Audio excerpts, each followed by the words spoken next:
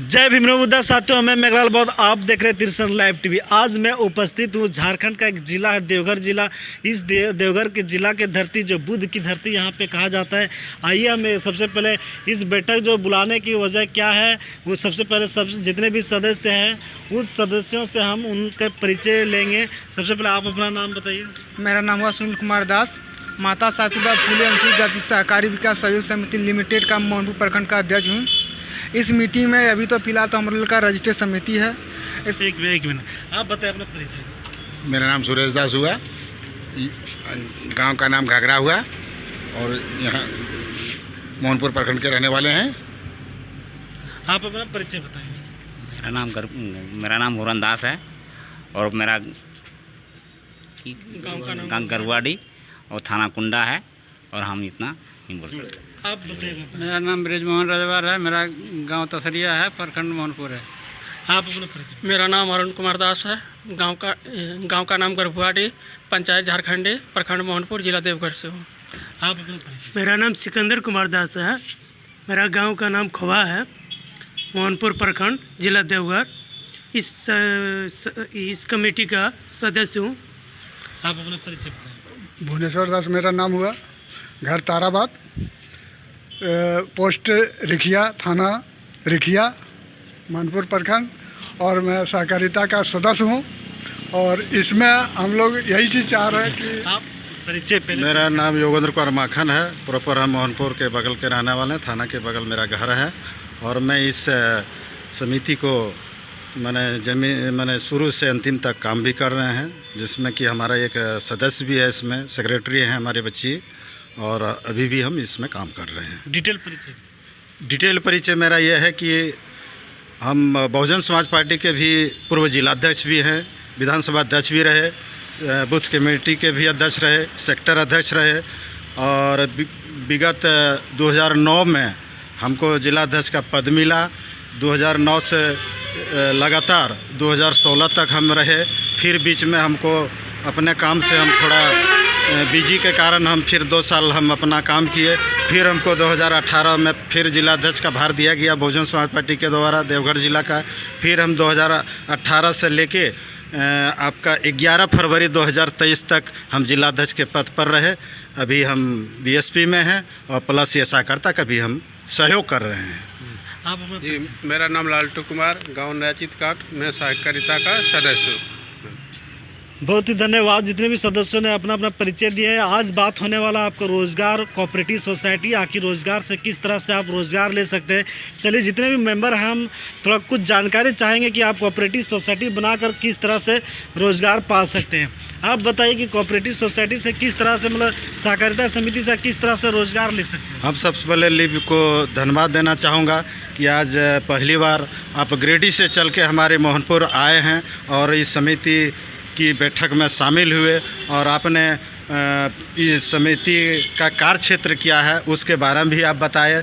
तो हम लोग चाहते हैं कि मोहनपुर प्रखंड में जितने भी अनुसूचित जाति के गांव हैं, हम चाहते हैं कि इस समिति के माध्यम से गांव का काम हो, गांव में इरिगेशन, लिफ्ट इरिगेशन का काम हो, पीसीसी का काम हो, सामुदायिक भवन बने, कॉलेज बने, पुस्तकालय बने और दूध उत्पादन केंद्र भी बने। जो जो सुविधाएं हैं हमारे संविधान के तहत, जो हम लोग अनुसूचित जाति के लिए जो बाबा साहब ने 1935 में जो ये कानून लाया कि अनुसूचित जाति सहकारिता विकास निगम का गठन किया गया, और जबकि 1935 से हम लोगों का पैसा भारत सरकार का 12% और हमारा राज्य सरकार का 2% मिला के 14% हमारे ये अनुसूचित जाति के बीच खर्च करना था। लेकिन हमारी जो गवर्नमेंट है वो दूसरे विचारधारा के हैं, जो कि हमारी पैसा को गवर्नमेंट ने अपने ये 1935 को संशोधन करके 1996 में उसको स्वावलंबी योजना बना के हमारी ही पैसा को आज हाईवे बना रहे हैं,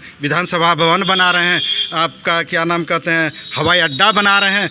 तो अब हम चाहेंगे या सरकार से भी चाहेंगे कि भाई अब जब हमारा ये पर्सनल पैसा है तो इस समिति में दें, और इस समिति में जितने भी गांव हम लोग 28 पंचायत के लोग को जोड़े हैं, 2800 प्रखंड मतलब पंचायत में जो भी हमारे अनुसूचित जाति के समाज हैं, चाहे जो भी उपजातियां हैं, हर समाज के यहाँ ये इस समिति के माध्यम से काम हो, उस गांव का विकास हो। मैं यही कह के जोहार, झारखंड, जय भीम, नमो बुद्धाय, खुदा हाफिज़। बहुत ही डिटेल आपने बताया, बहुत अच्छा। चूँकि जितने भी समाज के लोग हैं अक्सर रोज़गार से हमेशा दूर रहा है, और हमारे जो समाज है अक्सर मंदिर मस्जिद के चक्कर में रहते हैं, और जिसके वजह से उनको संविधान में जितना जो बाबा साहेब डॉक्टर भीमराव अम्बेडकर अधिकार दिए वो अधिकार को नहीं जान पाए। जिस दिन आप संविधान की ओर पढ़ने लगे उस समय आप हक अधिकार को जानने लगेंगे। तो एक कोऑपरेटिव सोसाइटी के माध्यम से आप हर तरह से रोज़गार पा सकते हैं। आइए एक और मेंबर यहाँ पे उपस्थित है, आप भी आप किस तरह से आप देखते हैं इस चीज़ को देख रहे हैं जो कि आज इतना न बेरोजगार बढ़ गए हमारा अनुसूचित जाति में, ये सरकार जो है ये पूरा निगल रहे हैं, हम लोग का कोई विकास नहीं रहा, बेरोजगार का एकदम तांता लग गया है। इसके लिए सहकारिता के माध्यम से हम लोग चाहते हैं नौजवानों का रोजगार हो, सुविधा हो हर तरह से, यही चीज़ हम चाहते हैं। चलिए यहाँ पे और कुछ मेंबर उपस्थित है, इनसे भी आप भी कुछ क्या कहना चाहते हैं? बहुत बहुत धन्यवाद।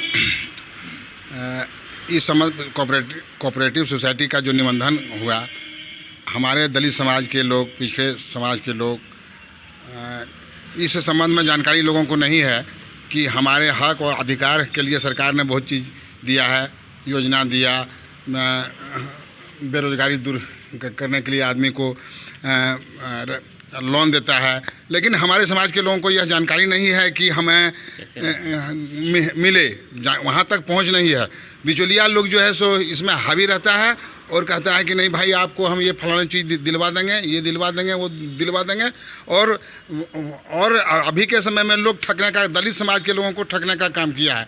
इसलिए इस कोऑपरेटिव सोसाइटी के माध्यम से जो निबंधन हुआ है, मैं निवेदन करूंगा इस समिति के सदस्यों को कि अपने दलित समुदाय के जहां पर भी गांव है जाके कोऑपरेटिव सोसाइटी या योजना के बारे में जानकारी दें, जो लोगों को जानकारी मिले और ये अपने विकास के बारे में खोजें। चलिए धन्यवाद सर। हम भी जितने भी दर्शकों से निवेदन करना चाहेंगे कि आप जो अभी भी बेरोजगार है, तो पूरा भारत देश में बाबा साहेब डॉक्टर भीमराव अम्बेडकर 1935 अधिनियम के तहत एक कोऑपरेटिव सोसाइटी जो दिए हैं, जो सहकारिता विभाग, उस सहकारिता के विभाग से आप वहां से समिति को निबंधित करके आप हर तरह से रोजगार पा सकते हैं। रोजगार में हो गया पशुपालन, हो गया कृषि विभाग, हो गया कल्याण विभाग, हो गया मत्स्य पालन, हो गया, और जितने तरह से जो सरकार की विभागें हैं, हर विभाग से आप रोजगार पा सकते हैं, बशर्ते आप कोऑपरेटिव सोसाइटी सहकारी समिति बनाकर। लेकिन ये मुहिम अभी चल रहा है झारखंड में, जो झारखंड में अनुसूचित जाति सहकारी समिति को बनाने के लिए जिस तरह से लोग जागरूकता हो रहे हैं और अपने हक अधिकार लेने के लिए, संवैधानिक हक अधिकार पाने के लिए, और रोजगार को खास करके और हर क्षेत्र में रोजगार को दिलाने के लिए कोऑपरेटिव सोसाइटी बनाने का एक मुहिम यहाँ पे चला हुआ है सहकारी समिति। लेकिन बड़े बड़े पदों में मनुवाद लोग बैठा हुआ है, जिसके वजह से अभी तक उनको हक अधिकार नहीं मिल पा रहा है। जब सोसाइटी भी बनाने जाता है तो वहाँ भी काफ़ी उसको मुश्किलें भी सामना करना पड़ रहा है। यदि झारखंड के अलावा अगर दूसरे राज्य के अगर देख रहे हैं तो अब आप हमें कमेंट में अपना नाम, एड्रेस, सारा चीज़ बताएं। इस कोऑपरेटिव सोसाइटी के बारे में आपको डिटेल बताएंगे और आप भी वहाँ बना के रोज़गार पा सकते हैं। और जितने भी अगर झारखंड के लोग अगर देख रहे हैं तो यदि अपने ग्राम, मोहल्ले, पंचायत, प्रखंड, जिला स्तरीय अगर कोऑपरेटिव सोसाइटी अगर बनाना चाहते हैं अनुसूचित जाति के लोग, तो आप कमेंट करके हमें अपना नंबर दें, आपसे हम संपर्क करके आपको कोऑपरेटिव सोसाइटी के बारे में बताएंगे। और आप अपने गली मोहल्ले और में आप स्कूल, हॉस्पिटल, कॉलेज और जितने तरह से रोज़गार संबंधित आप कुटीर उद्योग, दूध उत्पादन, मत्स्य पालन, जितना तरह से मानव कल्याण के लिए जो रोज़गार संबंधित पाने के लिए जो ले सकते हैं वो हर चीज़ ले सकते हैं। तो चलिए आइए, जो आज माता सावित्री बाई फुले ग्रामीण अनुसूचित जाति सहकारी समिति का जो अध्यक्ष है, उनसे हम दो शब्द जानना चाहेंगे कि आप जो समिति बनाने में आपको किस तरह का कठिनाई हो रहा था, क्योंकि सोसाइटी बनाने का जो गवर्नमेंट का रूल्स है उसको 1-1.5 महीना 2 महीना के अंदर बन जाना चाहिए। लेकिन आज जो ये अध्यक्ष महोदय है, तो अध्यक्ष महोदय ही खुद बताएंगे कि कितने तरह से मुश्किलों को सामना करना पड़ा और बनाने में कितना वक्त लगा। तो चलिए, सबसे पहले आपको हमारे तिरछन लाइव टीवी में हार्दिक स्वागत है। आप बताइए कि आप समिति को बनाने में किस तरह से कठिनाई गुजरा, क्योंकि जब ये सोसाइटी बनाने के लिए, जब समिति बनाने के लिए लोग जब आते हैं तो बीच में वो भाग जाते हैं, क्योंकि मनुवाद लोग ही चाहते हैं कि उसको सोसाइटी ना बना सके और वहाँ से वो भागना पड़ता है। लेकिन उस जो अगर सोसाइटी बनाना चाहे तो उसको धैर्य और लगन मेहनत सब उसको लगाना पड़ेगा। तो आप बताइए किस तरह से। देखिए, सबसे पहले समिति बनवाने के लिए कुछ मेंबर का आवश्यक होना बहुत ज़रूरी है, जिनमें से 51-52 हो सकता है मिनिमम, और जितना आप बढ़ा सकते हैं। तो 51-52 हमारा भी समिति मेंबर है। उस समिति मेंबर बनाने के लिए हम 2800 पंचायत हमारा है मोहनपुर प्रखंड में, 2800 पंचायत गए हैं। और वहाँ का जो भी कोई भी ना समझे या समझ भी गया, लेकिन उससे किसी भी पहली बार उस नाम सुना सहकारिता, पहली बार सुना निगम क्या है, तो ये समिति के बारे में बताया कि ऐसा ऐसा होगा समिति में आगे चल कर। उसके बाद जो हम लोग सब डिटेल करके जब फाइल हम लोग लगा करके जब कार्यालय में जमा दिए, जमा देने के बाद वहाँ का जो हेड ऑफिसर जो होता है, उन लोगों को समिति से कोई लेना देना नहीं था कि बने या ना बने, और ख़ास करके नहीं बने तो और अच्छा है, बेहतर है। तो वहाँ का जो ऑफिसर जो था, तो हम लोग खुद से मिले कि सर ये जो हम लोग समिति बनवा रहे हैं, थोड़ा कष्ट किया जाए सर, जल्द से जल्द होने। लेकिन सिर्फ वो जो है हाँ में हाँ मिलाया। उसके बाद जिक्र होने लगा खर्चा, इसमें खर्चा है, पैसा खर्चा है, पैसा देना होगा, वो करना, मिठाई खर्चे है। तो इस तरह से तो हम लोग भी जो है तो बोले कि मिठाई खर्च जो भी लगेगा हम लोग देंगे। लेकिन उसको कहना था कि मिठाई खर्च है, मिठाई खर्च जो लगेगा उसको नहीं देना, कुछ खर्च है इसमें, वो बुला दीजिए। तो मिनिमम वो कुछ राशि बताया था, लेकिन उस राशि पर हम लोग नहीं गए। हम लोग और कितना आपको कष्ट लगा बनाने? कष्ट में बहुत, मतलब कि ये BCO जो साहब जो था, वो तो फ़ोन करते थे कि सर मीटिंग करना है, आज हम तो कोई दूसरा जगह आ गए, हमारी तबीयत ख़राब है, ऐसा कह करके लगभग 6 महीना बिता दिया। 6 महीना के बाद ये देवघर में सावरी मेला होता है बाबा मंदिर में, तो उस मंदिर में जो है सबका ड्यूटी पड़ गया। ड्यूटी होने के कारण जितना भी असिस्टेंट रजिस्ट्रार हो गया, DCO हो गया, BCO हो गया, सबका वहाँ पर ज्वाइनिंग हो गया, ड्यूटी करने लगा। उसके बाद 1.5 महीना फिर रुकना पड़ा, 6 महीना उधर और 1.5 महीना उधर। और उसके बाद जो फिर ये दशमी के विजयदशमी के फिर जो बगल बाद में वो जो कि वहाँ का असिस्टेंट रजिस्ट्रार जो था, वो उठ कर चला गया रांची। और रांची में वो सब मीटिंग फाइनल करवा करके वो अपना जिसका वो काम रहता साइन करवाना, इस साइन किया नहीं था, वो चला गया रांची को फ़ोन लगा तो फोनवा नहीं उठाता है। तो उस समय जो है किसी भी तरह से फिर उस समय दूसरा जगह DCO साहब का असिस्टेंट रजिस्ट्रार बनाया गया। उस समय जो DCO साहब से मिले हम लोग, मिलने के बाद बोला कि देखिए आपका समिति थोड़ा गड़बड़ है। कल क्या गड़बड़ है कि जिला स्तरीय बन गया लेकिन प्रखंड स्तरीय नहीं बन सकता है।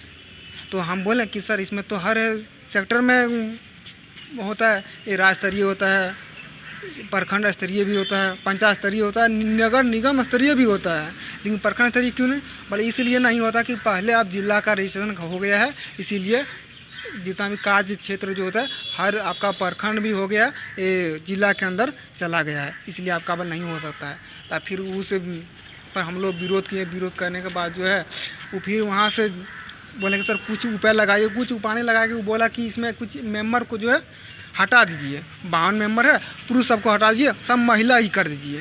तो कुछ नाम उसको जो माता सावित्रीबाई फूले है, कुछ कुल मिला के आपको एक साल लग चुका है। 1.5 साल लग गया, 1 साल की 1.5 साल लग गया। 1.5 साल होने के बावजूद भी इसमें जो है काफ़ी जो कि तो अभी आपका रजिस्ट्रेशन हो पाया 1.5 साल के बाद? और काफ़ी दौड़ और मेहनत के बाद हम लोग जो है 1.5 साल के बाद रजिस्ट्रेशन करवा, सर्टिफिकेट भी मिला होगा? सर्टिफिकेट भी मिल गया है। चलिए, धन्यवाद अध्यक्ष महोदय को इसलिए धन्यवाद क्योंकि काफ़ी मेहनत करने के बाद आज उनको सहकारी समिति माता माता सावित्रीबाई फुले ग्रामीण अनुसूचित जाति सहकारी समिति का जो आज इन्होंने सर्टिफिकेट प्राप्त कर लिए। चूँकि सर्टिफिकेट के माध्यम से ही आप टोटल जितने भी गवर्नमेंट की योजनाएं जो चलती है उस योजनाओं को आप प्राप्त कर सकते हैं इसके माध्यम से आवेदन करके। तो जितने भी मनुवाद जो अफसर रहते हैं वो हर तरह से कभी पैसा से लेके कभी मतलब जाति देकर उसको हर तरह से टालने का प्रयास किया जाता है। जो बाबा साहेब ने काफ़ी हक अधिकार दिया है, बाबा साहेब का केवल जयकारा नारा लगाने से नहीं, आप उनके हक अधिकार जो दिए हुए संवैधानिक अधिकार उस अधिकार को भी जानें और उनके जो दिया हुआ अधिकार वो लेने का काम करें और समाज में हर तरह के रोज़गार देकर उस समाज को आर्थिक विकास करा सकें।